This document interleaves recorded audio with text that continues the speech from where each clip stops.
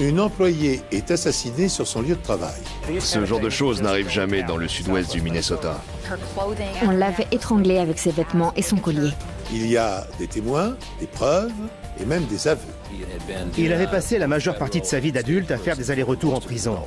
Pourtant, il faudra des années pour parvenir à arrêter le vrai coupable. Il fallait que je continue de chercher. Une femme disparaît mystérieusement. On l'a appelée plusieurs fois, sans succès. Elle avait tout bonnement disparu. Les enquêteurs fouillent son appartement, mais le tueur les a devancés. A priori, c'était un fan des experts. Il savait qu'on allait venir et il savait ce qu'il faisait. La police a un suspect, mais il refuse de parler. Il vivait caché. Si la police ne trouve pas le corps de la victime, le meurtre sera difficile à prouver. Bonjour, soyez les bienvenus sur ce plateau pour ces deux nouvelles affaires des Enquêtes Impossibles. Comme vous allez le constater dans quelques instants, notre première histoire offre un impressionnant florilège des techniques employées par les experts médico-légaux pour déterminer avec certitude la culpabilité d'un suspect. Prélèvement d'empreintes digitales sur un paquet de cigarettes et d'ADN sur la sueur imprégnant un bracelet-montre. Comparaison de blessures et d'objets contondants, étude d'empreintes palmaires et emploi de fichiers informatisés. En une seule enquête, les criminologistes vont vous faire partager bon nombre de leurs secrets. Les parcs nationaux sont d'ordinaire des lieux paisibles et calmes, le genre d'endroit où l'on aime aller en famille. Et lorsque Carrie Nelson se voit proposer un poste dans le parc national des Blue Mounds, dans le Minnesota, elle saute sur l'occasion. Elle accueillait les campeurs et les randonneurs à leur arrivée au parc. Elle était vraiment faite pour ce genre de job. Elle aimait aider les gens. Ça faisait partie de sa personnalité. Carrie adore son travail. Mais un après-midi de mai 2001, un collègue pénètre dans le bureau et fait une terrible découverte. Le corps de Carrie gît dans une mare de sang. On n'a pas l'habitude de voir ce genre de choses dans le coin. Quand ma sœur m'a appelé, elle était hystérique. À un moment, j'ai entendu qu'elle me disait « Carrie est morte ». Et là, ça a été le plus grand choc de toute ma vie. À en juger par la scène de crime, Carrie semble s'être défendue jusqu'au bout. Le combiné du fax était décroché et il y avait une chaise à moitié cassée dessus. Il y avait aussi plein de papiers éparpillés par terre. Malheureusement, le bureau d'accueil du parc n'est pas équipé de caméras de vidéosurveillance. La caisse est vide, tout comme le coffre-fort situé dans la pièce de derrière. Cet argent provient de la vente des souvenirs et de la location des emplacements de camping. Les responsables du parc estiment la somme dérobée à 2000 $. Le coffre était dans le bureau derrière la caisse. Mais quand on était face au comptoir et qu'on regardait droit devant, on voyait qu'il y avait un coffre-fort. En fouillant la scène de crime, les enquêteurs trouvent un indice qui leur permet de déterminer l'heure approximative à laquelle Carrie a été agressée. On a trouvé une lettre que Carrie était en train d'écrire et il y avait la date et l'heure dessus, 14 heures pour être précis. Elle avait commencé à écrire une lettre à son petit ami, mais n'avait pas eu le temps de la finir. Le fiancé de Carrie est immédiatement rayé de la liste des suspects. Il était à Winden. C'est à plus d'une demi-heure de route. Quand on l'a appelé pour lui dire que sa petite amie venait de se faire assassiner, il s'est évanoui. À cette heure de l'après-midi, il y avait plus d'une centaine de visiteurs et d'employés dans le parc. Les enquêteurs apprennent que Carrie avait peur de l'un des hommes d'entretien du parc, un jeune homme de 26 ans, Steven Barber. Carrie avait confié à une de ses amies qu'il la suivait et qu'il était toujours derrière elle. Carrie et ses collègues savaient que Barber dealait et fumait de la cocaïne dans le parc. Carrie avait plusieurs fois parlé de prévenir la police pour leur dire qu'elle était persuadée qu'il prenait de la drogue. Barber avait-il découvert que Carrie était sur le point de le dénoncer? Sans compter que l'argent dans le coffre-fort aurait pu l'intéresser. Étant donné que Barber était toxicomane, on s'est dit qu'il avait peut-être voulu voler l'argent du coffre. D'autant plus que Barber n'a aucun alibi pour l'heure de la mort présumée de Carrie.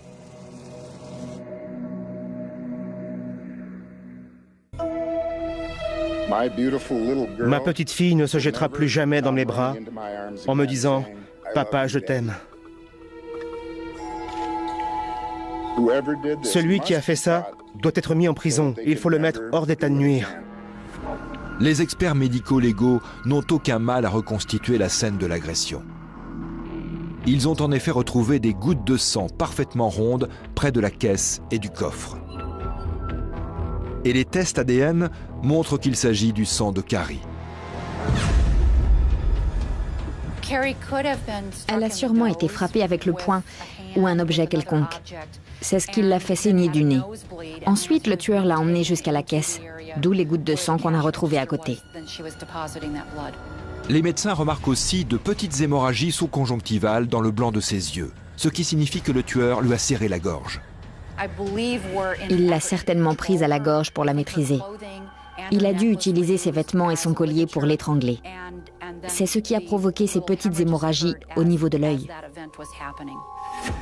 Il n'y a pas eu agression sexuelle. Le décès a été provoqué par un coup porté par un objet contondant. Elle a visiblement été frappée avec un objet contondant, ce qui a provoqué d'importantes blessures à la tête et au visage. Ce sont ces blessures qui sont la cause du décès. Médecins légistes et experts spécialistes des taches de sang sont capables de tirer un maximum de déductions à partir de quelques traces présentes sur une scène de crime. Dans notre affaire, l'hémorragie sous-conjonctivale prouve que l'assassin a essayé d'étrangler sa victime. En temps ordinaire, ce type d'hémorragie sans gravité se manifeste par une rougeur sanguine dans le blanc de l'œil. Ne parvenant pas à ses fins, le tueur s'est emparé d'un objet contondant et a asséné plusieurs coups violents sur le crâne de la jeune femme, provoquant un caillot cérébral et de larges éclaboussures tout autour du corps. Les taches rondes, tombées verticalement sur le sol, indiquent, elles, qu'avant de succomber à ses blessures, Carrie Nelson a eu le nez fracturé. Les enquêteurs pensent que le vol et le mobile de l'homicide, le coffre du bureau a été fracturé et 2000 $ ont disparu. Mais le meurtrier connaissait-il la jeune femme? Ou faisait-il partie des centaines de visiteurs du parc? Le parc national des Blue Mounds ne possède qu'une seule et unique voie d'accès.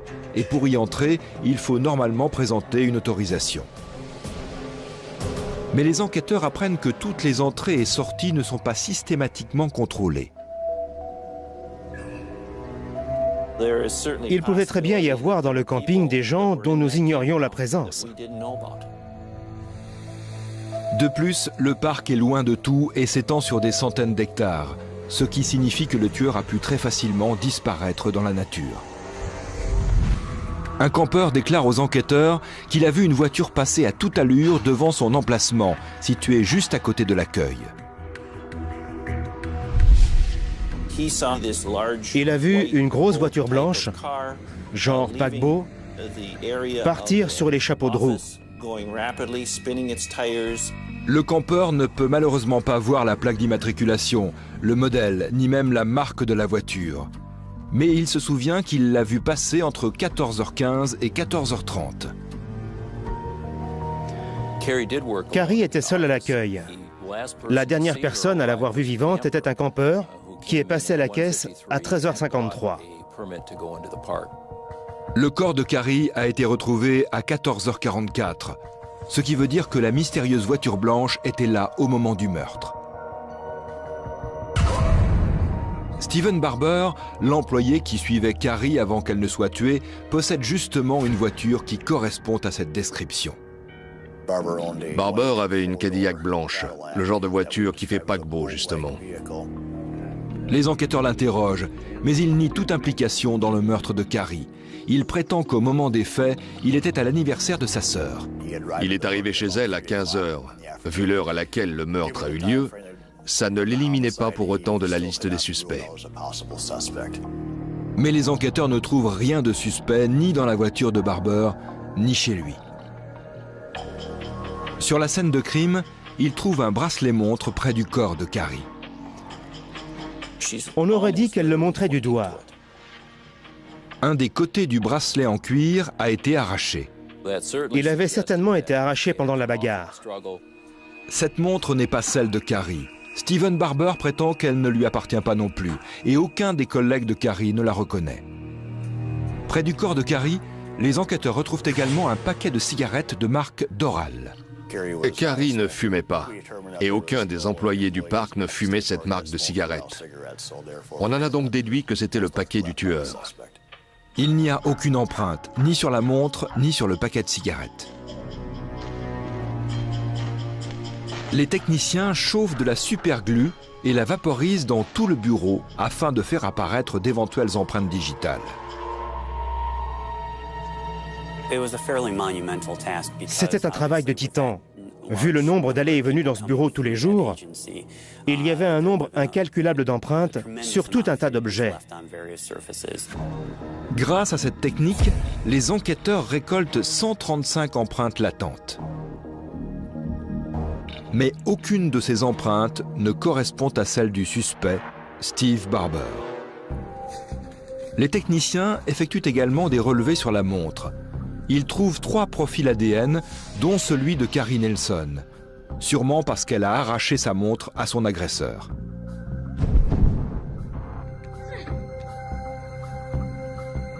Mais aucun des 2 autres profils ne correspond à celui de Steven Barber. On était persuadé que c'était Barber, mais toutes les preuves semblaient dire le contraire. Les enquêteurs ont des empreintes et des profils ADN, mais toujours pas de suspect avec qui les comparer. 5 jours après le meurtre de Carrie Nelson, les enquêteurs retrouvent ce qu'ils pensent être l'arme du crime. C'est un des souvenirs que l'on trouve au bureau d'accueil, une pierre avec le logo du parc dessus. Ils l'ont retrouvée dans un ruisseau à plus de 2 km de la scène de crime. Ce genre d'objet n'avait rien à faire là. Sans compter qu'il avait justement disparu du bureau où Carrie Nelson avait été assassinée. Sans compter qu'on a retrouvé des morceaux de la pierre en question éparpillés près du corps. Et que la voiture blanche allait dans la direction du ruisseau lorsque les témoins l'ont aperçue. S'il conduisait du côté gauche de la route, l'assassin pouvait très bien l'avoir jeté dans la rivière par la fenêtre côté conducteur. Mais l'eau du ruisseau a effacé toute trace éventuelle qui aurait pu permettre d'identifier le tueur. J'ai pris des photos des blessures sur le corps de Carrie. Et certaines d'entre elles, notamment celles au visage et à la tête, correspondaient à la forme de cet objet. Quelle que soit l'habileté du tueur, un meurtre laisse toujours des traces de violence sur le corps de la victime. Lors de l'autopsie, le médecin légiste interprète ces traces et les reporte sur une carte sous forme de symbole.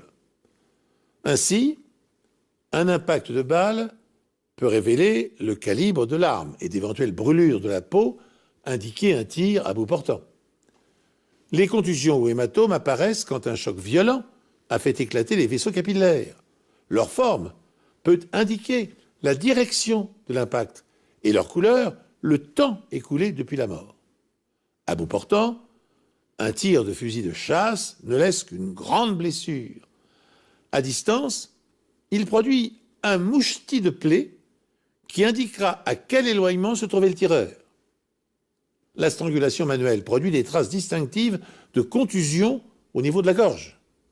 Mais certains cordons souples ne peuvent laisser que des marques très discrètes qui ne seront révélées qu'à la dissection.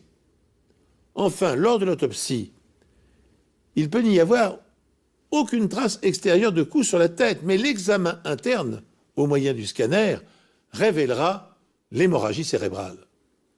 Dans notre affaire, les enquêteurs sont parvenus à retrouver l'arme du crime, une grosse pierre gravée faisant office de presse-papier. Elle a été abandonnée par le tueur dans un ruisseau, à quelques kilomètres de la scène de crime.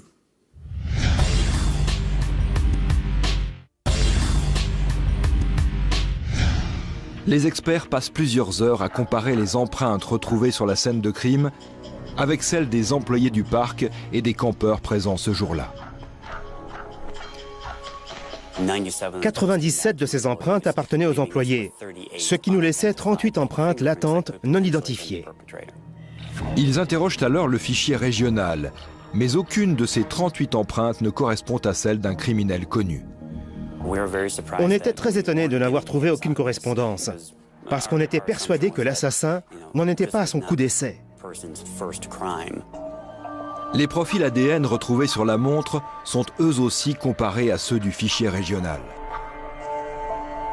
Malheureusement, le fait qu'il y ait 2 profils génétiques sur la montre leur complique la tâche. Quand il y a plusieurs ADN, on est obligé de travailler sur un mélange de différents types d'ADN, ce qui empêche d'isoler chaque profil de manière définitive. 19 profils pourraient correspondre dans le fichier régional des empreintes génétiques du Minnesota. On espérait qu'au moins une de ces 19 personnes soit notre suspect, pour qu'on puisse résoudre cette affaire. Mais ce n'est pas le cas. Après enquête, ces 19 personnes sont lavées de tout soupçon. On n'a jamais perdu espoir. D'un côté, on ne veut plus entendre parler de tout ça, mais de l'autre, on veut savoir qui a fait ça.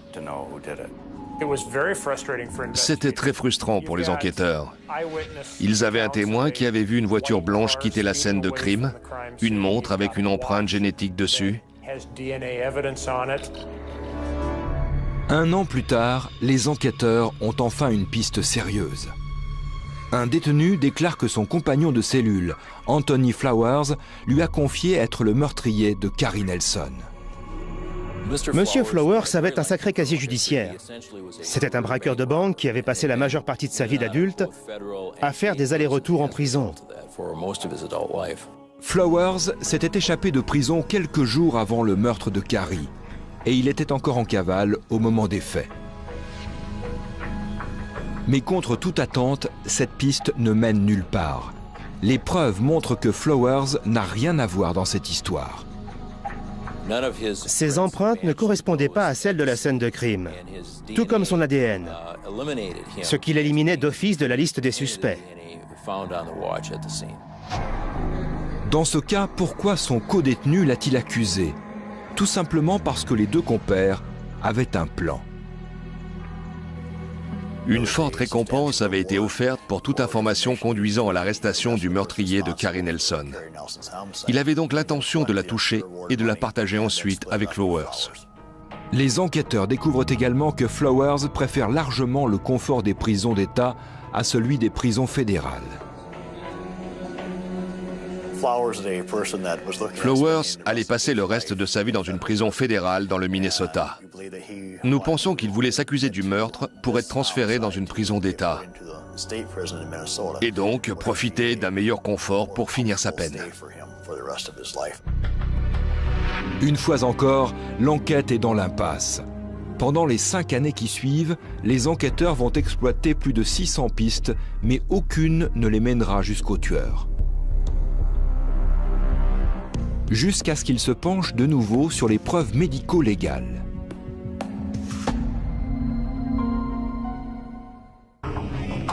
Après 5 ans d'enquête, les experts décident de procéder à de nouvelles analyses. En 2006, il existe désormais de nouvelles techniques d'analyse ADN, bien plus pointues qu'en 2001 et de fait bien plus précises. Les enquêteurs décident donc de refaire analyser la montre trouvée sur la scène de crime.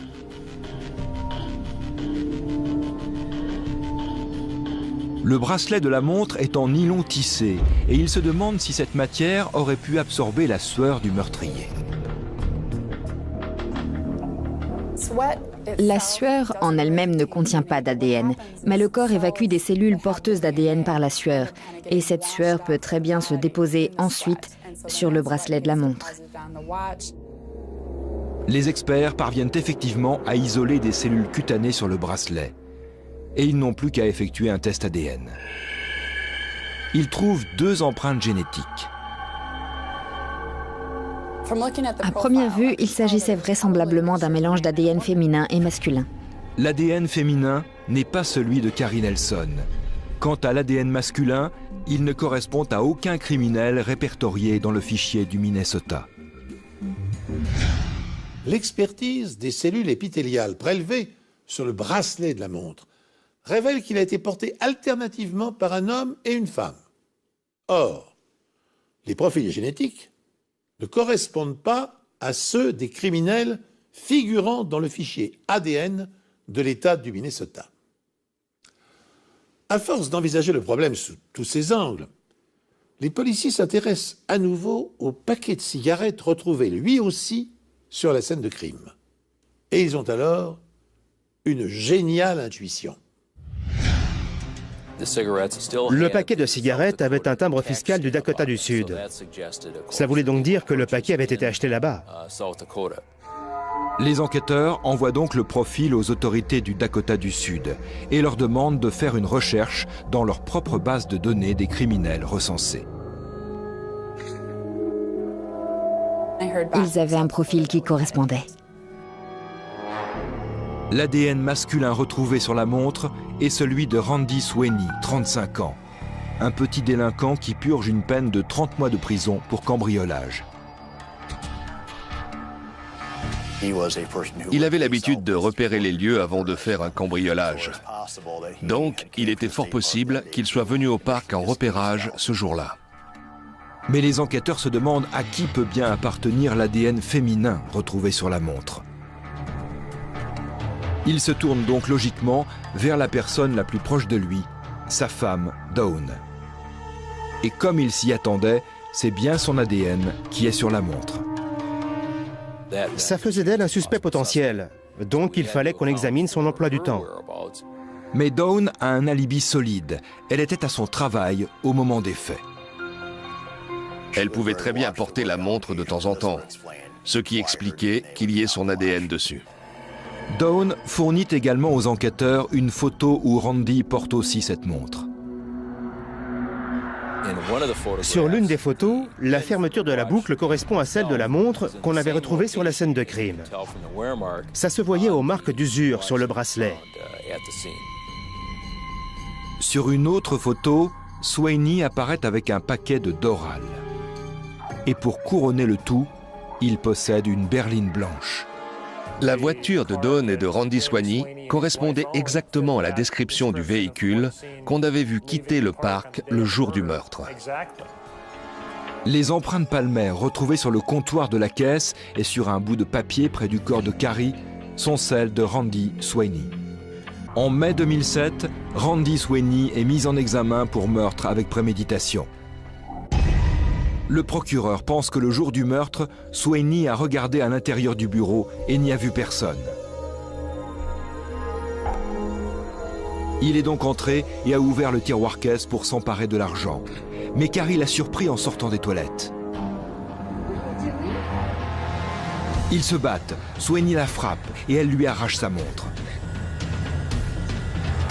Sweeney traîne ensuite Carrie dans la pièce du fond et l'oblige à ouvrir le coffre-fort. Après s'être emparé des 2000 $ qui étaient à l'intérieur, il décide finalement de ne laisser aucun témoin. Il attrape la pierre de décoration et frappe Carrie à 5 reprises. C'est à ce moment que son paquet de cigarettes tombe de sa poche.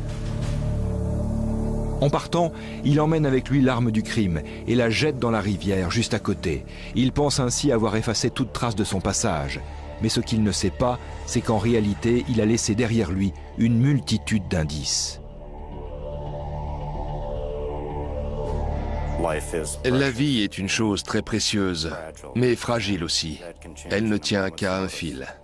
Carrie a été assassinée 1 heure avant la fin de sa journée. Ce soir-là, elle avait prévu de sortir avec ses amis. Je suis très reconnaissant envers tous ces gens. Ils ont tous gardé une photo de Carrie dans leur bureau Et je sais qu'elle restera toujours dans leur cœur. Randy Sweeney est jugé coupable de meurtre avec préméditation et condamné à perpétuité, sans possibilité de libération conditionnelle. Après ce meurtre, les mesures de sécurité ont été renforcées dans le parc des Blue Mounds, mais aussi dans tous les autres parcs nationaux. L'accusé niait catégoriquement les faits et prétendait qu'il n'avait jamais mis les pieds là-bas. Mais les preuves médico-légales étaient sans appel. Qu'il l'admette ou non, Randy Sweeney était là-bas. J'avais une photo de Carrie que j'ai gardée sur mon bureau bien après que les recherches ont été abandonnées. Juste pour me dire qu'il ne fallait pas que je baisse les bras dans cette affaire. J'avais l'impression qu'elle me regardait en me disant « Je t'ai laissé tout ce qu'il te fallait, alors fais ton boulot ». La reconnaissance d'empreintes palmaires, utilisée dans cette minutieuse enquête qui s'est éternisée pendant 5 ans, consiste à capturer une image de la main en 3D afin d'en extraire des dizaines d'informations. Largeur, longueur, forme des doigts, ligne de la main. Un logiciel quadrille la paume en 16 zones de la taille d'une empreinte digitale et des capteurs infrarouges la photographient sous 2 angles. L'image finale est ensuite archivée dans un fichier informatisé afin d'être consultable à distance par les enquêteurs. En Allemagne, la reconnaissance d'empreintes palmaires a fait bondir de 30% le taux d'élucidation des crimes et délits. Sachez encore que Randy Sweeney n'a pas cessé de clamer son innocence durant les 4 semaines qu'ont duré son procès et que son avocat a interjeté le jugement en appel devant la Cour suprême. En vain, jugement et sentence ont été confirmés. Au total, plus de 300 échantillons d'ADN auront été analysés au cours de l'enquête, établissant ainsi un record pour l'État du Minnesota. Mais sans l'expertise des biologistes des laboratoires scientifiques de la police, cette collecte serait restée sans effet. Car, comme le disait avec humour Albert Einstein, ceux qui utilisent négligemment les miracles de la science en ne les comprenant pas plus qu'une vache ne comprend la botanique des plantes qu'elle broute avec plaisir, devraient tous avoir honte. Souvenez-vous, qui a tenté de tuer mademoiselle Stangerson et surtout, par où l'assassin a-t-il pu s'enfuir de la chambre jaune? La porte était fermée à clé de l'intérieur. Les volets de l'unique fenêtre étaient eux aussi fermés de l'intérieur. Et il n'y avait pas de cheminée. Dans le roman de Gaston Leroux, publié pour la première fois en 1907, c'est le jeune reporter Rouletabille, limier surdoué, qui va trouver la solution de cet affolant problème. Nombre d'auteurs de romans policiers et de scénaristes se sont employés depuis à imaginer à leur tour des crimes parfaits. Mais dans la vraie vie, les assassins ne partagent-ils pas tous le même rêve?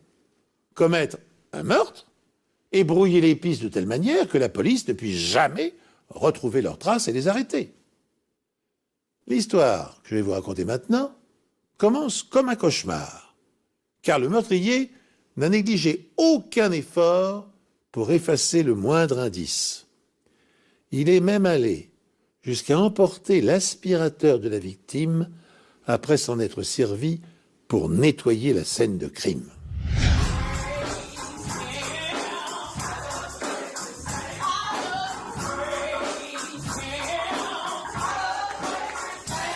La messe du dimanche à l'église Golden Gate de Fort Worth au Texas tient une grande place dans la vie de Glenda Furch. Ma mère avait toujours fréquenté la même église. C'était l'église de sa grand-mère. On y allait de génération en génération. C'était très important pour nous. Mais un dimanche matin, Glenda ne vient pas à l'église. Sa famille et les paroissiens s'inquiètent immédiatement pour elle. D'après le pasteur, quand elle ne venait pas à la messe, elle appelait toujours pour s'excuser. On l'a appelée plusieurs fois, sans succès. une des filles de Glenda décide de se rendre chez elle. En arrivant, elle remarque immédiatement que la voiture de sa mère n'est pas là. La porte d'entrée est fermée à clé. Glenda est absente. Mais il règne une chaleur étouffante dans l'appartement. La climatisation avait été baissée ou coupée. Il faisait vraiment très chaud. Et ça ne ressemblait pas à ma mère de couper la clim. Shimon suppose que sa mère s'est absentée pour quelques jours. Elle referme l'appartement et quitte les lieux. Le lendemain, Glenda ne se rend pas à son travail. Sa famille appelle alors la police pour signaler sa disparition. En arrivant sur les lieux, les enquêteurs constatent que la climatisation fonctionne de nouveau et remarquent tout de suite des signes inquiétants. Il y avait une énorme tache d'eau de javel sur le tapis de sa chambre, juste à côté du lit. La fille de Glenda informe la police que la veille, il n'y avait pas d'odeur d'eau de javel dans l'appartement. A priori, l'appartement avait été nettoyé. Certaines choses avaient disparu, comme la poubelle et l'aspirateur. Les analyses médico-légales de la tache ne révèlent rien d'anormal. Il n'y avait pas de traces de sang. Quelqu'un a également pris soin de nettoyer les poignées de porte, les interrupteurs et les robinets pour effacer toutes les empreintes. Mais où est donc Glenda Furch? On espérait encore. Dans ces cas-là, on continue d'espérer jusqu'au bout. D'après son employeur, Glenda serait venue travailler jeudi et aurait quitté l'entreprise aux environs de minuit. Ses relevés bancaires montrent qu'elle a fait le plein un peu plus tard, à minuit 24. On sait qu'elle a pris de l'essence. C'est la dernière transaction qu'elle ait faite avec sa carte bancaire. Depuis, Glenda Furch semble s'être littéralement volatilisée. La police en apprend très peu sur la vie privée de Glenda pour orienter l'enquête. Elle tenait vraiment à sa vie privée. Personne dans sa famille n'a pu nous donner le nom d'un éventuel petit ami, si tant est qu'elle en avait un. La police finit par trouver quelque chose dans ses archives. Quelques semaines plus tôt, Glenda a appelé pour signaler qu'elle se sentait menacée.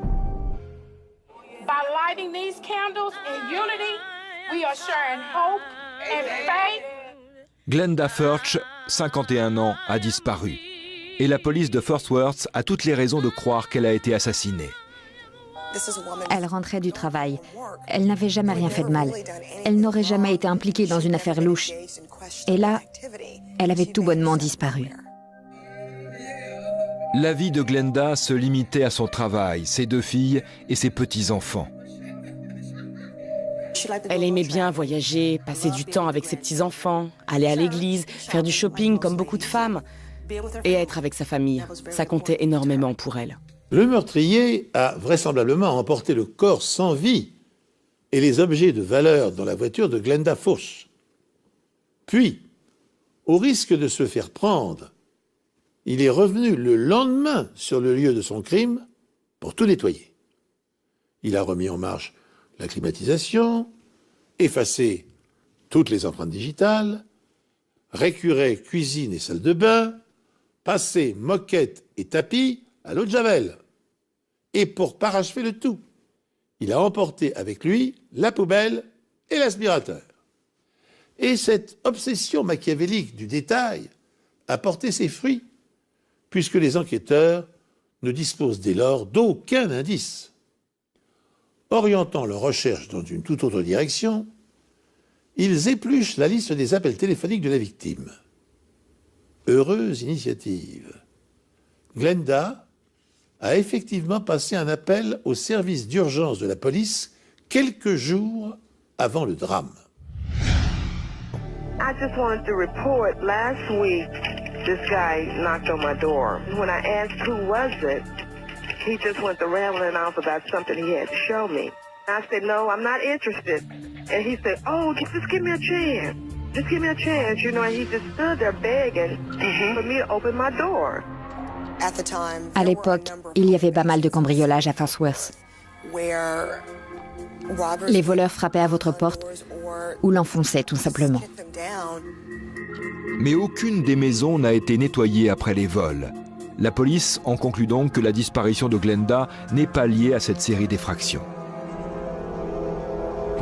Les voisins de Glenda donnent alors une information capitale aux enquêteurs.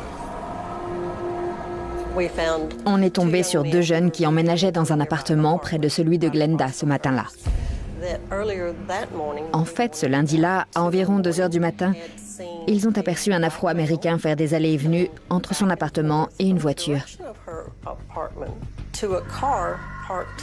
Elle était garée juste à côté. La description de la voiture correspond à celle de la disparue, une Mazda couleur or. Un autre témoin affirme avoir vu le même homme au volant de la Mazda entrer et sortir du parking dans la nuit de dimanche. Et le lundi matin, un 3e témoin affirme avoir vu ce même homme quitter l'appartement de Glenda. D'après ce témoin, l'homme qu'il avait vu entrer et sortir de l'appartement allait peut-être aux poubelles. Le fait qu'on l'ait vu passer et repasser comme ça dans le quartier pendant plusieurs jours, ou pendant une certaine période, laisse à penser qu'il connaissait le coin. Il avait peut-être même habité ici pendant un temps. Des techniciens de scène de crime s'emploient à vider la benne et le contenu d'une dizaine de sacs à la recherche de preuves. 5 de ces sacs contiennent des objets provenant de l'appartement de Glenda Furch. Si sa famille nous avait appelés mardi au lieu de lundi, ça aurait été trop tard. Les poubelles seraient passées le mardi matin et toutes nos preuves se seraient envolées. Dans un des sacs, la police découvre le reçu de carte bancaire du plein effectué le jeudi soir, ce qui prouve que Glenda a passé une partie de la nuit chez elle. Quand on a récupéré toutes ces preuves dans la benne, pour nous, c'était le jackpot. Le sac contient également des canettes vides et des produits d'entretien, notamment une bouteille d'eau de Javel vide. La police retrouve également un chemisier de Glenda, déchiré de haut en bas dans le dos. Quand on tombe sur ce genre de choses, on pense tout de suite à une agression sexuelle. Un des enquêteurs qui travaillait sur l'enquête m'a dit « Darla, nous n'avons aucune certitude, mais en tout cas, ce n'est pas bon signe du tout. » Les enquêteurs mettent la main sur un autre indice intéressant. On a trouvé un enrouleur et des morceaux de ruban adhésif. Il y avait aussi des fils électriques qu'on avait vraisemblablement utilisés pour attacher quelque chose avec des nœuds dessus, et d'autres objets qui pouvaient avoir un lien avec ce crime. Quelqu'un a vraisemblablement utilisé le ruban adhésif et les fils électriques pour immobiliser Glenda. Nos pires craintes devenaient réalité. Les seules empreintes relevées dans l'appartement sont celles de Glenda Furch. Ces empreintes étaient enregistrées dans les fichiers de la police car elle avait fait une demande de permis de port d'armes, une arme qui a disparu de son appartement. Même les enquêteurs les plus chevronnés sont impressionnés par les efforts déployés pour nettoyer les lieux. Tout avait été lavé. En général, on trouve toujours tout un tas d'empreintes sur les miroirs de salle de bain. Là, il n'y avait pas la moindre trace. A priori, c'était un fan des experts. Tout avait été aspiré, certainement pour récupérer les cheveux et toutes les fibres. La personne qui a utilisé l'aspirateur a pris soin de l'emporter avec elle. On doit savoir ce qui s'est passé. Si quelqu'un a des informations, on s'en remet à la communauté. Aujourd'hui, c'est moi qui suis touchée, mais demain, ça pourrait être vous. 5 jours après la disparition de Glenda, la police reçoit un appel. On signale qu'un incendie s'est déclaré dans une station de lavage de voitures à 35 km de là. Sur place, les pompiers découvrent une Mazda couleur or dévorée par les flammes. On a utilisé un produit inflammable, donc c'était un incendie criminel. L'incendie est finalement maîtrisé. La police ne retrouve aucun corps à l'intérieur. Les plaques d'immatriculation ont été retirées, mais le numéro de série de la voiture est intact. Il s'agit bien du véhicule de Glenda Furch. Pendant que la police menait son enquête, nous aussi on faisait notre petite enquête en quelque sorte. On collait des avis de recherche dans les environs, on parlait avec la presse. Et si le crime était moins parfait qu'il n'y paraît? Et si le meurtrier de Glenda Furch avait commis des erreurs? La découverte de la voiture incendiée va-t-elle enfin permettre aux enquêteurs de recueillir des indices, voire des preuves matérielles? Tandis que les experts s'emploient à passer au peigne fin les tôles carbonisées et le contenu du coffre, une information leur parvient. Le corps d'une femme, enveloppé dans un édredon ceint de fils électriques, a été découvert non loin de là, le long d'une voie ferrée. D'un seul coup, l'enquête s'accélère. Mais au lieu d'éclaircir le mystère, cette découverte va contribuer à brouiller les pistes.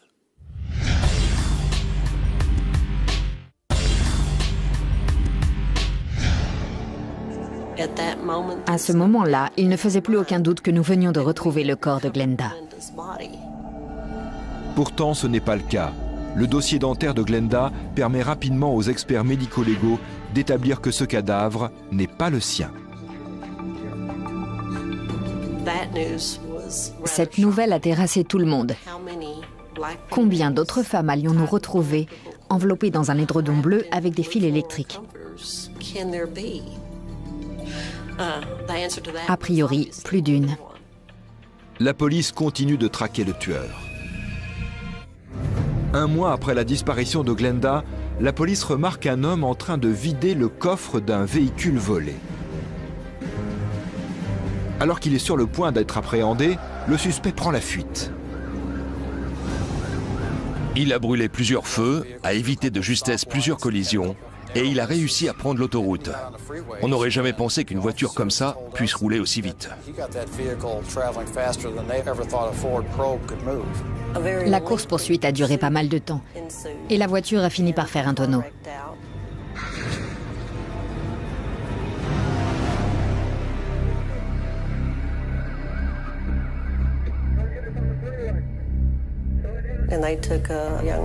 Les policiers ont interpellé le jeune homme qui conduisait pour délit de fuite et vol de voiture.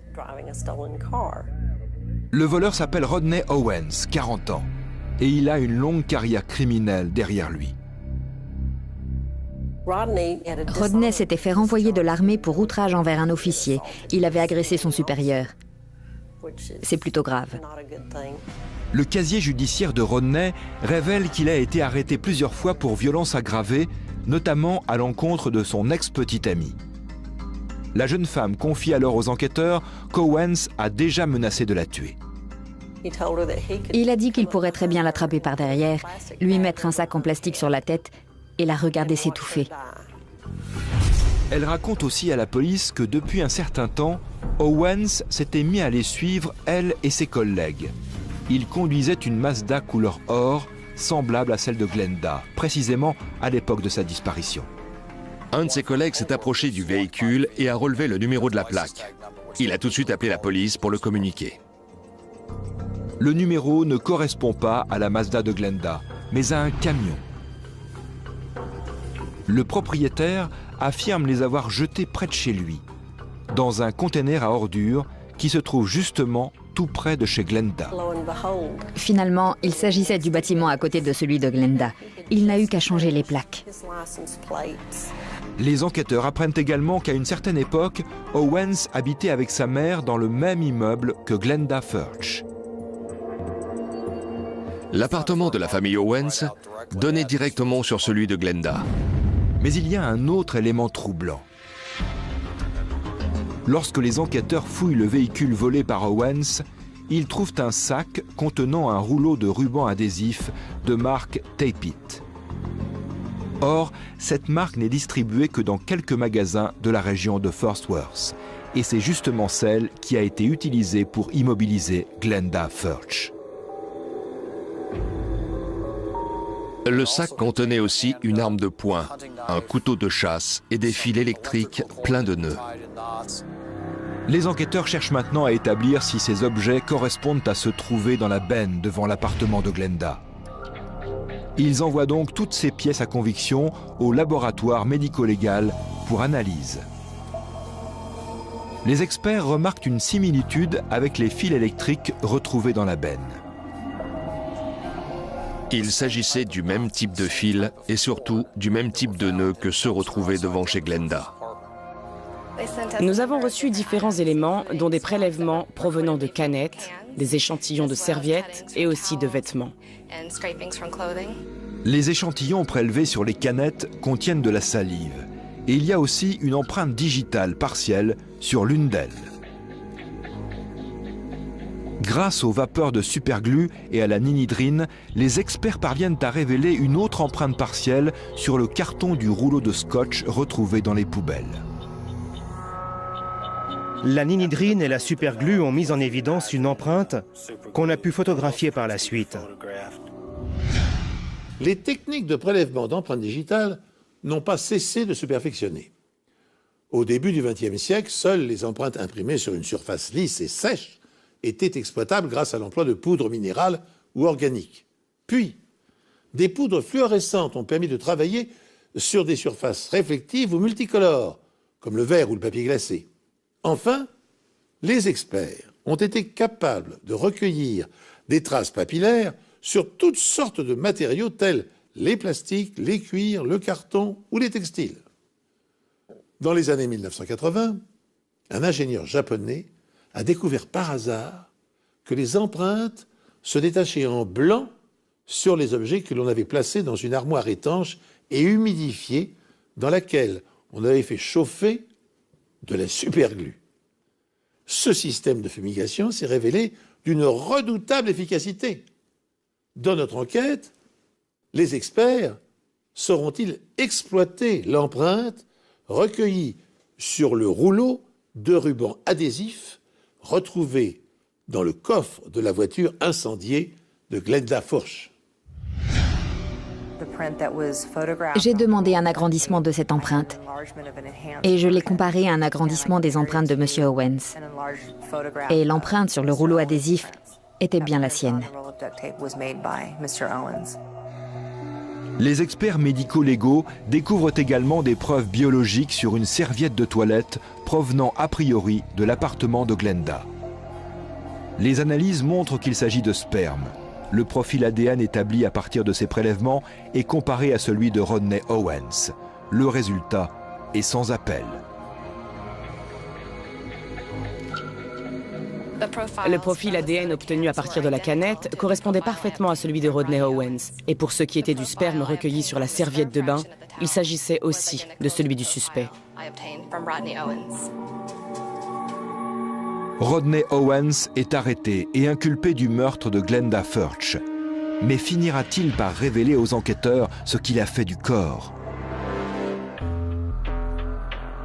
Alors qu'il est en détention préventive, Rodney Owens se laisse aller à quelques confidences durant une conversation avec un co-détenu.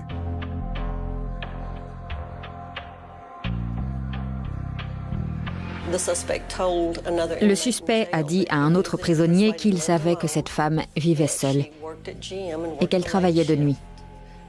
Elle avait une belle voiture et donc il était persuadé qu'elle avait de l'argent. La police sait que Rodney Owens habitait juste à côté de chez Glenda. Il connaissait ses horaires et ses habitudes.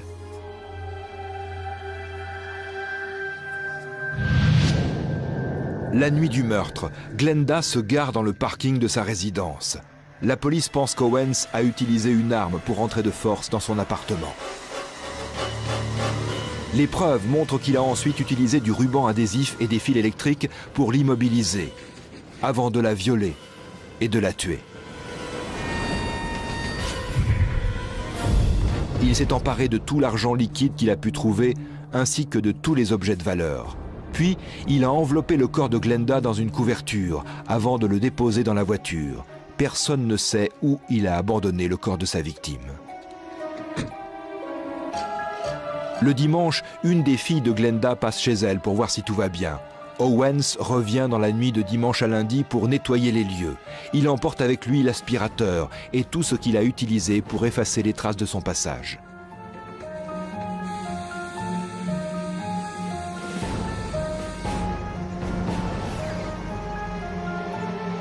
Owens se débarrasse de la plupart des objets qu'il incrimine dans une benne située non loin de là, mais il laisse des empreintes partielles sur une canette et sur un rouleau de ruban adhésif.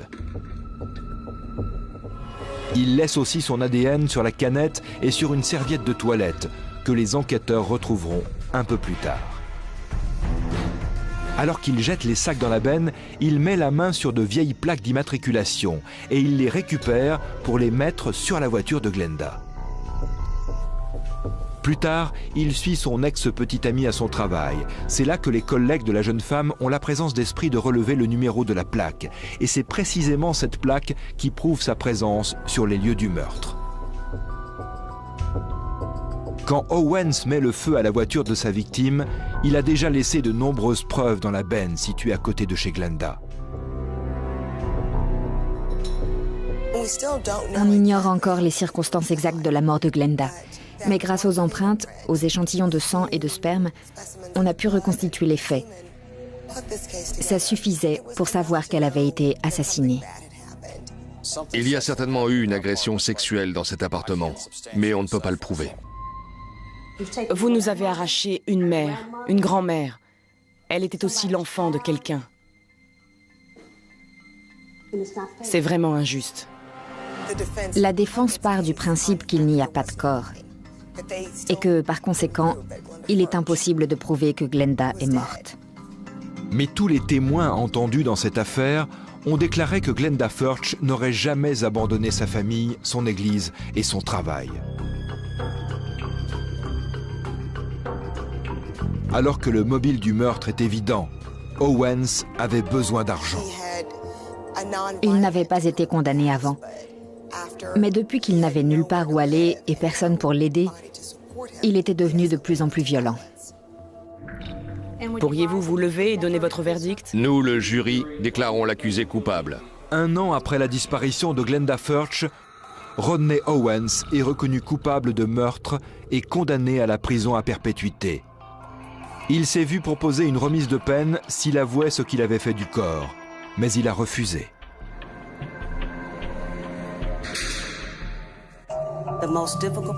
Ce qui est le plus difficile à supporter, c'est le fait de ne pas savoir. Aujourd'hui encore, on ignore où elle est. Et c'est comme une plaie qui refuse de guérir. Tout était lié. Les objets retrouvés dans la benne, l'ADN d'Owens retrouvé sur les affaires de Glenda, tout était lié. Mais sans les preuves médico-légales, on n'aurait jamais pu assembler toutes les pièces du puzzle. Je ne connaissais rien aux sciences médico-légales. J'en avais vaguement entendu parler à la télé, mais j'y connaissais pas grand-chose. C'est pendant l'enquête, en discutant avec le procureur, les enquêteurs, que j'ai vraiment découvert ce que c'était. C'est comme ça que je me suis rendu compte que c'était vraiment quelque chose d'incroyable. Alors que dans un premier temps, Rodney Owens avait accompli le crime presque parfait, il a ensuite multiplié les erreurs pour le plus grand bien de la justice et de la famille de la victime. Il a roulé dans la voiture volée de Glenda Furch. Et bien qu'il ait pris la précaution de changer les plaques minéralogiques, cette Mazda de couleur or restait identifiable entre toutes. Il a ensuite conservé dans le coffre les fils électriques et le rouleau de ruban adhésif dont il s'était servi pour entraver la grand-mère. Il s'est ensuite débarrassé d'autres preuves matérielles et d'objets compromettants dans une benne à ordures du quartier. Et pour finir, il a harcelé son ex-petite amie jusqu'à ce que cette dernière avertisse la police. Cette série d'imprudences a facilité son arrestation. Durant son procès, Rodney Owens a refusé d'admettre les faits et donc de révéler l'endroit où il avait fait disparaître le corps. Son avocat a utilisé cet argument pour plaider le doute raisonnable.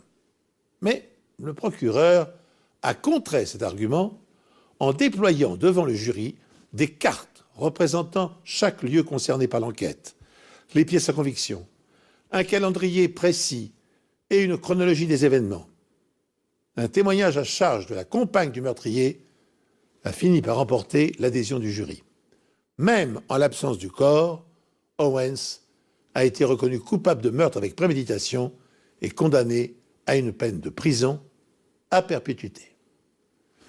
C'est sur ce verdict que prend fin cette émission. Merci de nous être fidèles. J'aurai le plaisir de vous retrouver bientôt sur cette antenne pour un nouvel épisode des Enquêtes Impossibles.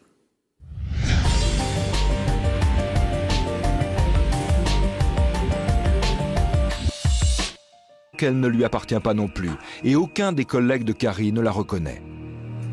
Près du corps de Carrie, les enquêteurs retrouvent également un paquet de cigarettes de marque Doral.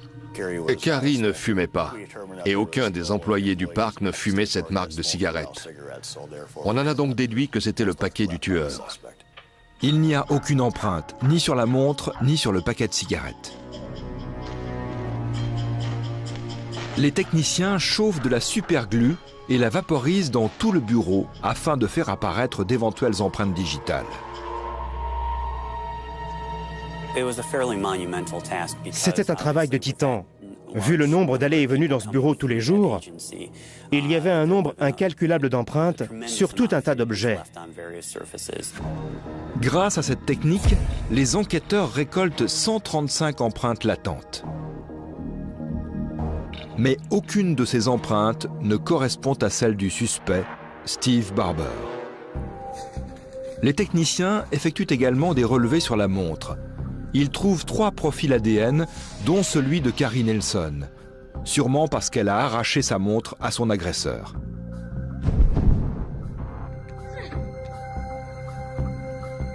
Mais aucun des 2 autres profils ne correspond à celui de Steven Barber. On était persuadé que c'était Barber, mais toutes les preuves semblaient dire le contraire. Les enquêteurs ont des empreintes et des profils ADN, mais toujours pas de suspect avec qui les comparer. 5 jours après le meurtre de Carrie Nelson, les enquêteurs retrouvent ce qu'ils pensent être l'arme du crime. C'est un des souvenirs que l'on trouve au bureau d'accueil, une pierre avec le logo du parc dessus. Ils l'ont retrouvée dans un ruisseau à plus de 2 km de la scène de crime. Ce genre d'objet n'avait rien à faire là. Sans compter qu'il avait justement disparu du bureau où Carrie Nelson avait été assassinée. Sans compter qu'on a retrouvé des morceaux de la pierre en question éparpillés près du corps. Et que la voiture blanche allait dans la direction du ruisseau lorsque les témoins l'ont aperçue. S'il conduisait du côté gauche de la route, l'assassin pouvait très bien l'avoir jeté dans la rivière par la fenêtre côté conducteur. Mais l'eau du ruisseau a effacé toute trace éventuelle qui aurait pu permettre d'identifier le tueur. J'ai pris des photos des blessures sur le corps de Carrie. Et certaines d'entre elles, notamment celles au visage et à la tête, correspondaient à la forme de cet objet. Quelle que soit l'habileté du tueur, un meurtre laisse toujours des traces de violence. On a utilisé un produit inflammable, donc c'était un incendie criminel. L'incendie est finalement maîtrisé. La police ne retrouve aucun corps à l'intérieur. Les plaques d'immatriculation ont été retirées, mais le numéro de série de la voiture est intact. Il s'agit bien du véhicule de Glenda Furch. Pendant que la police menait son enquête, nous aussi on faisait notre petite enquête en quelque sorte. On collait des avis de recherche dans les environs, on parlait avec la presse. Et si le crime était moins parfait qu'il n'y paraît? Et si le meurtrier de Glenda Furch avait commis des erreurs? La découverte de la voiture incendiée va-t-elle enfin permettre aux enquêteurs de recueillir des indices, voire des preuves matérielles? Tandis que les experts s'emploient à passer au peigne fin les tôles carbonisées et le contenu du coffre, une information leur parvient.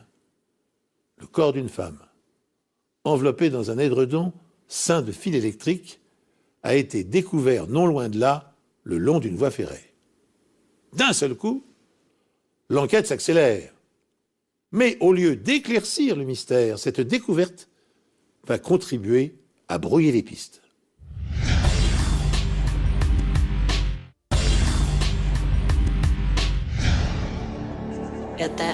À ce moment-là, il ne faisait plus aucun doute que nous venions de retrouver le corps de Glenda. Pourtant, ce n'est pas le cas. Le dossier dentaire de Glenda permet rapidement aux experts médico-légaux d'établir que ce cadavre n'est pas le sien. Cette nouvelle a terrassé tout le monde. Combien d'autres femmes allions-nous retrouver enveloppées dans un édredon bleu avec des fils électriques? A priori, plus d'une. La police continue de traquer le tueur. Un mois après la disparition de Glenda, la police remarque un homme en train de vider le coffre d'un véhicule volé. Alors qu'il est sur le point d'être appréhendé, le suspect prend la fuite.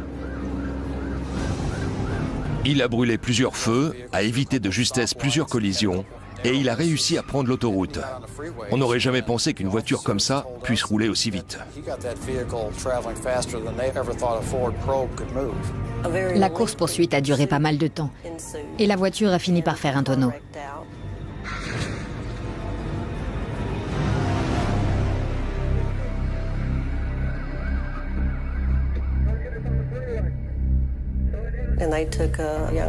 Les policiers ont interpellé le jeune homme qui conduisait pour délit de fuite et vol de voiture. Le voleur s'appelle Rodney Owens. Le numéro ne correspond pas à la Mazda de Glenda, mais à un camion.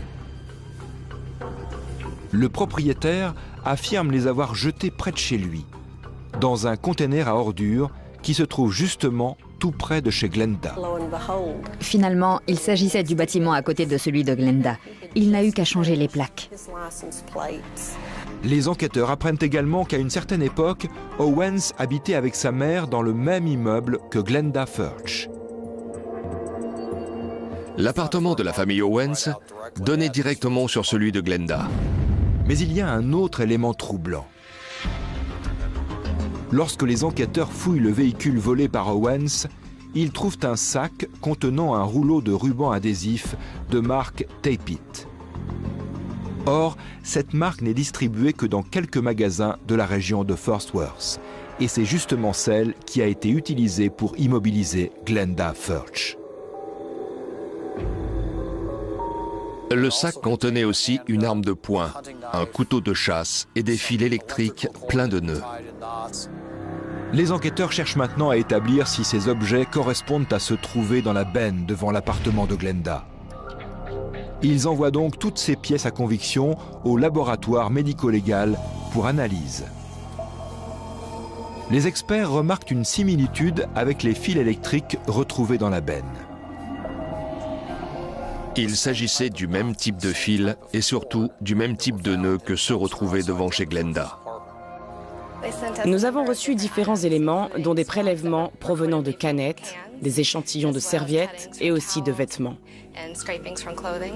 Les échantillons prélevés sur les canettes contiennent de la salive. Et il y a aussi une empreinte digitale partielle sur l'une d'elles. Grâce aux vapeurs de superglue et à la ninidrine, les experts parviennent à révéler une autre empreinte partielle sur le carton du rouleau de scotch retrouvé dans les poubelles. La ninidrine et la superglue ont mis en évidence une empreinte qu'on a pu photographier par la suite. Les techniques de prélèvement d'empreintes digitales n'ont pas cessé de se perfectionner. Au début du XXe siècle, seules les empreintes imprimées sur une surface lisse et sèche étaient exploitables grâce à l'emploi de poudres minérales ou organiques. Puis, des poudres fluorescentes ont permis de travailler sur des surfaces réflectives ou multicolores, comme le verre ou le papier glacé.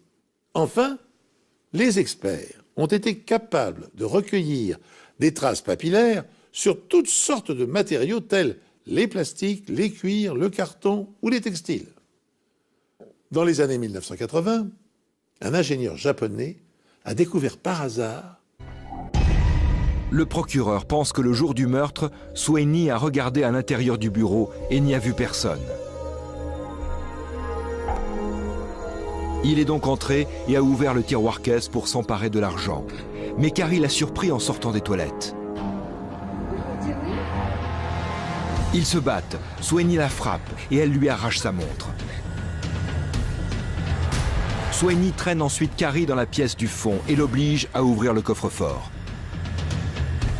Après s'être emparé des 2000 $ qui étaient à l'intérieur, il décide finalement de ne laisser aucun témoin. Il attrape la pierre de décoration et frappe Carrie à 5 reprises. C'est à ce moment que son paquet de cigarettes tombe de sa poche. En partant, il emmène avec lui l'arme du crime et la jette dans la rivière juste à côté. Il pense ainsi avoir effacé toute trace de son passage. Mais ce qu'il ne sait pas, c'est qu'en réalité, il a laissé derrière lui une multitude d'indices. La vie est une chose très précieuse, mais fragile aussi. Elle ne tient qu'à un fil. Carrie a été assassinée 1 heure avant la fin de sa journée. Ce soir-là, elle avait prévu de sortir avec ses amis. Je suis très reconnaissant envers tous ces gens. Ils ont tous gardé une photo de Carrie dans leur bureau et je sais qu'elle restera toujours dans leur cœur. Randy Sweeney est jugé coupable de meurtre avec préméditation et condamné à perpétuité, sans possibilité de libération conditionnelle.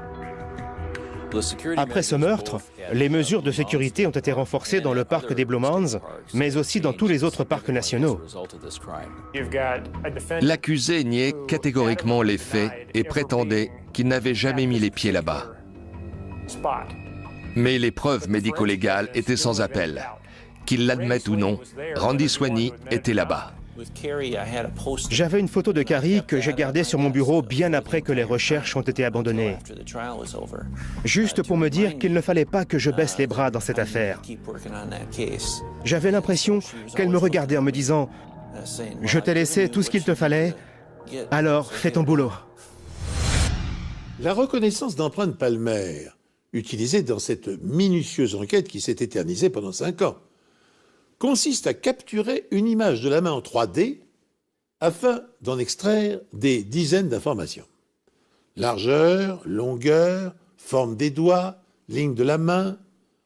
Un logiciel quadrille la paume en 16 zones de la taille d'une empreinte digitale et des capteurs infrarouges la photographient sous 2 angles. L'image finale est ensuite archivée.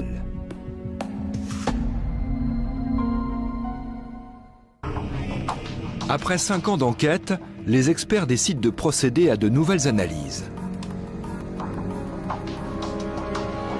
En 2006, il existe désormais de nouvelles techniques d'analyse ADN, bien plus pointues qu'en 2001 et de fait bien plus précises. Les enquêteurs décident donc de refaire analyser la montre trouvée sur la scène de crime.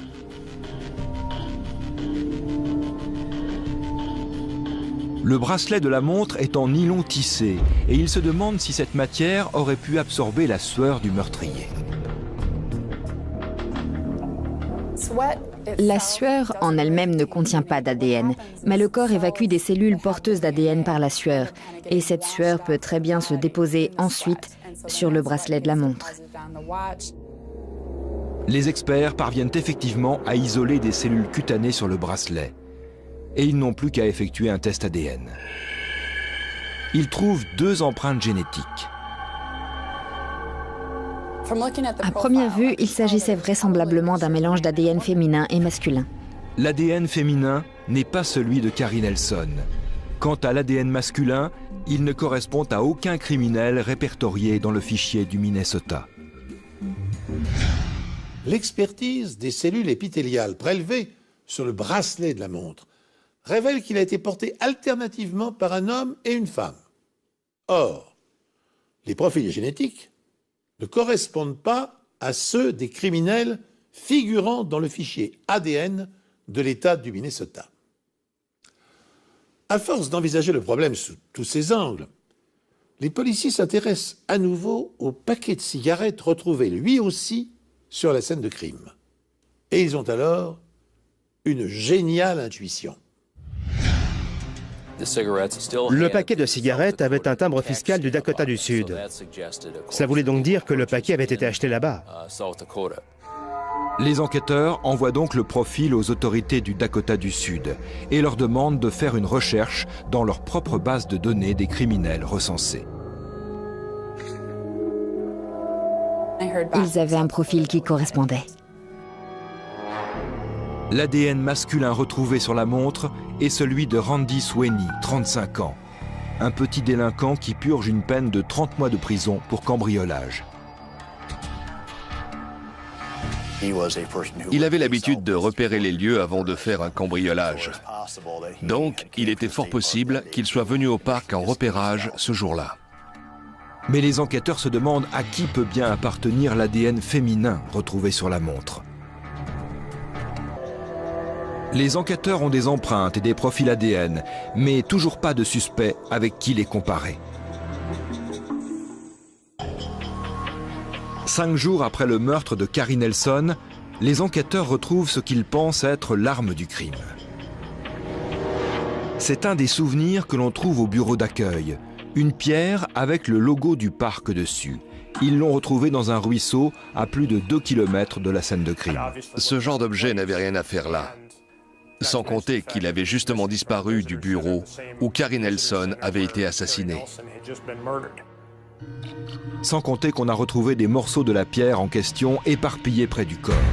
Et que la voiture blanche allait dans la direction du ruisseau lorsque les témoins l'ont aperçue.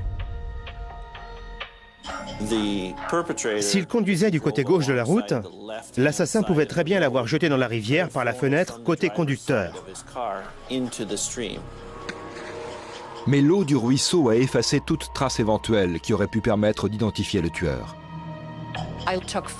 J'ai pris des photos des blessures sur le corps de Carrie. Et certaines d'entre elles, notamment celles au visage et à la tête, correspondaient à la forme de cet objet. Quelle que soit l'habileté du tueur, un meurtre laisse toujours des traces de violence sur le corps de la victime. Lors de l'autopsie, le médecin légiste interprète ces traces et les reporte sur une carte sous forme de symbole. Ainsi, un impact de balle peut révéler le calibre de l'arme et d'éventuelles brûlures de la peau indiquer un tir à bout portant. Les contusions ou hématomes apparaissent quand un choc violent a fait éclater les vaisseaux capillaires. Leur forme peut indiquer la direction de l'impact et leur couleur, le temps écoulé depuis la mort. À bout portant, un tir de fusil de chasse ne laisse qu'une grande blessure. À distance, il produit un mouchetis de plaie qui indiquera à quel éloignement se trouvait le tireur. La strangulation manuelle produit des traces distinctives de contusion au niveau de la gorge. Mais certains cordons souples ne peuvent laisser que des marques très discrètes qui ne seront révélées qu'à la dissection. Enfin, lors de l'autopsie, il peut n'y avoir aucune trace extérieure de coup sur la tête, mais l'examen interne, au moyen du scanner, révélera l'hémorragie cérébrale. Dans notre affaire, les enquêteurs sont parvenus à retrouver l'arme du crime, une grosse pierre gravée faisant office de presse-papier. Elle a été abandonnée par le tueur dans un ruisseau, à quelques kilomètres de la scène de crime. Les profils génétiques ne correspondent pas à ceux des criminels figurant dans le fichier ADN de l'État du Minnesota. À force d'envisager le problème sous tous ses angles, les policiers s'intéressent à nouveau au paquet de cigarettes retrouvé lui aussi sur la scène de crime. Et ils ont alors une géniale intuition. Le paquet de cigarettes avait un timbre fiscal du Dakota du Sud. Ça voulait donc dire que le paquet avait été acheté là-bas. Les enquêteurs envoient donc le profil aux autorités du Dakota du Sud et leur demandent de faire une recherche dans leur propre base de données des criminels recensés. Ils avaient un profil qui correspondait. L'ADN masculin retrouvé sur la montre est celui de Randy Sweeney, 35 ans, un petit délinquant qui purge une peine de 30 mois de prison pour cambriolage. Il avait l'habitude de repérer les lieux avant de faire un cambriolage. Donc, il était fort possible qu'il soit venu au parc en repérage ce jour-là. Mais les enquêteurs se demandent à qui peut bien appartenir l'ADN féminin retrouvé sur la montre. Ils se tournent donc logiquement vers la personne la plus proche de lui, sa femme, Dawn. Et comme il s'y attendait, c'est bien son ADN qui est sur la montre. Ça faisait d'elle un suspect potentiel, donc il fallait qu'on examine son emploi du temps. Mais Dawn a un alibi solide. Elle était à son travail au moment des faits. Elle pouvait très bien porter la montre de temps en temps, ce qui expliquait qu'il y ait son ADN dessus. Dawn fournit également aux enquêteurs une photo où Randy porte aussi cette montre.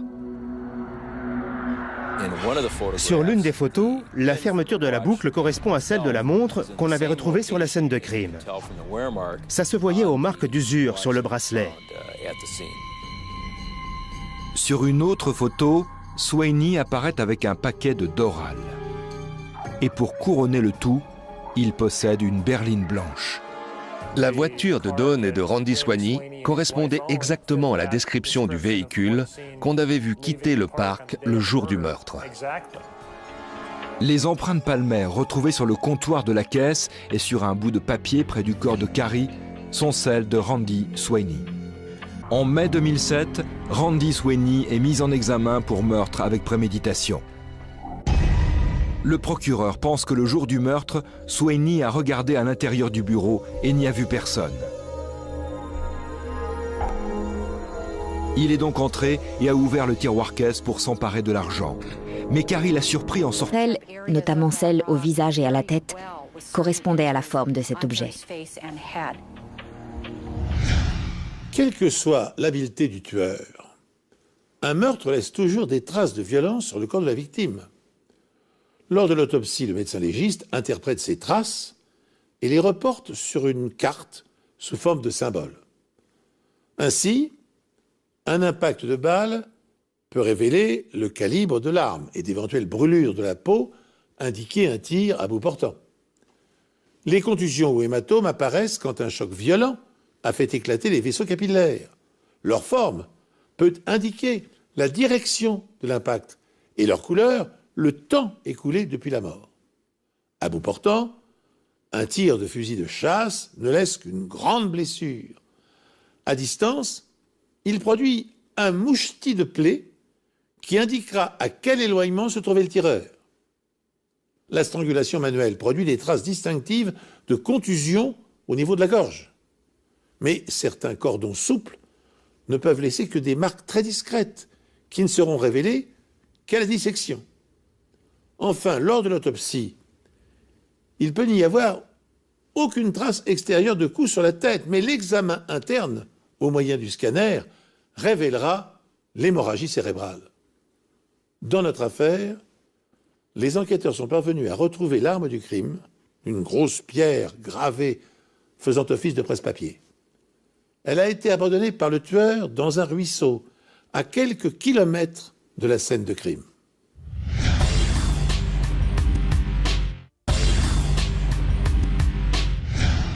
Les experts passent plusieurs heures à comparer les empreintes retrouvées sur la scène de crime avec celles des employés du parc et des campeurs présents ce jour-là. 97 de ces empreintes appartenaient aux employés, ce qui nous laissait 38 empreintes latentes non identifiées. Ils interrogent alors le fichier régional, mais aucune de ces 38 empreintes ne correspond à celle d'un criminel connu. On était très étonnés de n'avoir trouvé aucune correspondance, parce qu'on était persuadés que l'assassin n'en était pas à son coup d'essai. Les profils ADN retrouvés sur la montre sont eux aussi comparés à ceux du fichier régional. Malheureusement, le fait qu'il y ait 2 profils génétiques sur la montre leur complique la tâche.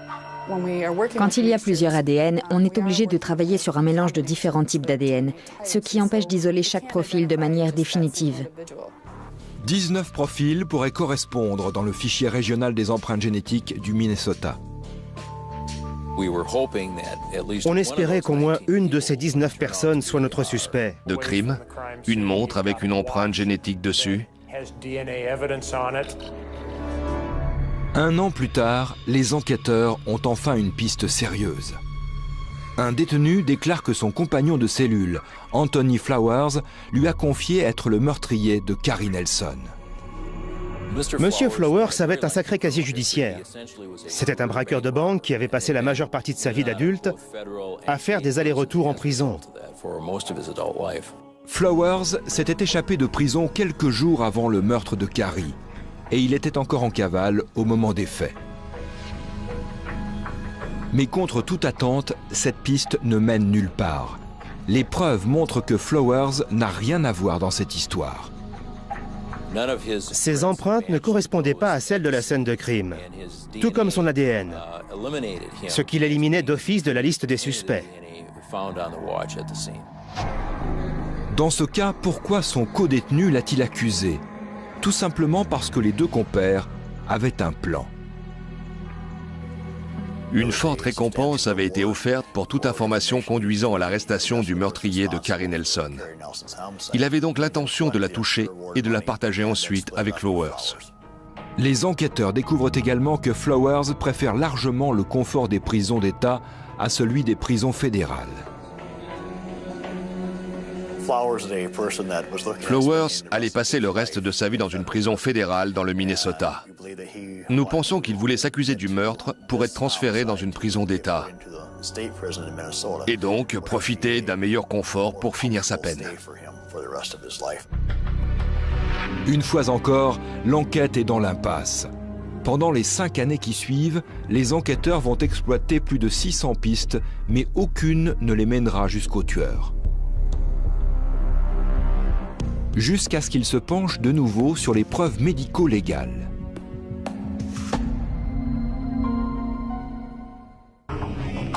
Après 5 ans d'enquête, les experts décident de procéder à de nouvelles analyses. En 2006, il existe désormais de nouvelles techniques d'analyse ADN, bien plus pointues qu'en 2001 et de fait bien plus précises. Les enquêteurs décident donc de refaire analyser la montre trouvée sur la scène de crime.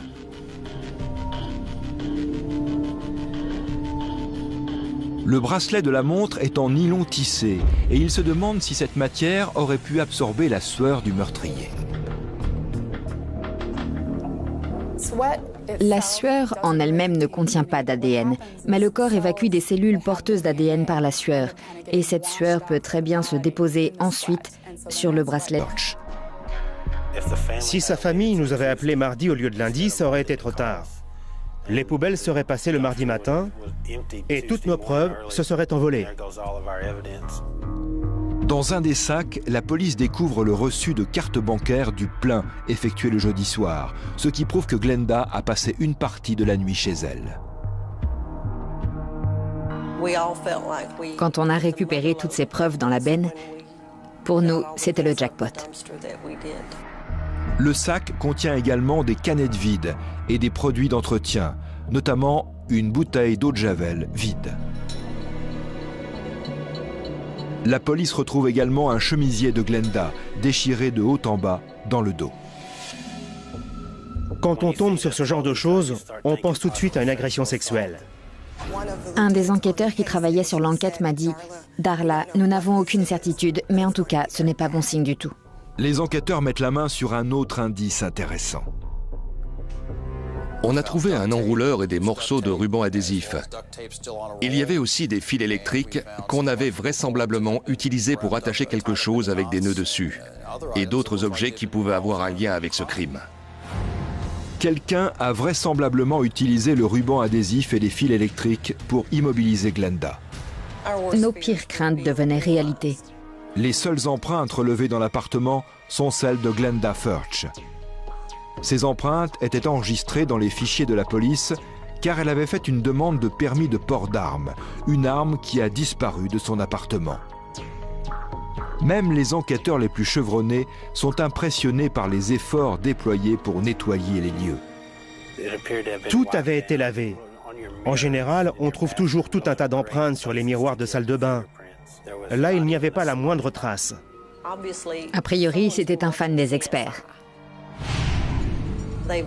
Tout avait été aspiré, certainement pour récupérer les cheveux et toutes les fibres. La personne qui a utilisé l'aspirateur a pris soin de l'emporter avec elle. On doit savoir ce qui s'est passé. Si quelqu'un a des informations, on s'en remet à la communauté. Aujourd'hui, c'est moi qui suis touché, mais demain, ça pourrait être vous. 5 jours après la disparition de Glenda, la police reçoit un appel. On signale qu'un incendie s'est déclaré dans une station de lavage de voitures à 35 km de là. Sur place, les pompiers découvrent une Mazda couleur or dévorée par les flammes. On a utilisé un produit inflammable, donc c'était un incendie criminel.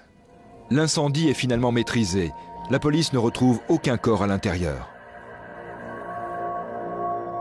Les plaques d'immatriculation ont été retirées, mais le numéro de série de la voiture est intact. À première vue, il s'agissait vraisemblablement d'un mélange d'ADN féminin et masculin. L'ADN féminin n'est pas celui de Carrie Nelson. Quant à l'ADN masculin, il ne correspond à aucun criminel répertorié dans le fichier du Minnesota. L'expertise des cellules épithéliales prélevées sur le bracelet de la montre révèle qu'il a été porté alternativement par un homme et une femme. Or, les profils génétiques ne correspondent pas à ceux des criminels figurant dans le fichier ADN de l'État du Minnesota. À force d'envisager le problème sous tous ses angles, les policiers s'intéressent à nouveau au paquet de cigarettes retrouvé lui aussi sur la scène de crime. Et ils ont alors une géniale intuition. Le paquet de cigarettes avait un timbre fiscal du Dakota du Sud. Ça voulait donc dire que le paquet avait été acheté là-bas. Les enquêteurs envoient donc le profil aux autorités du Dakota du Sud et leur demandent de faire une recherche dans leur propre base de données des criminels recensés. Ils avaient un profil qui correspondait.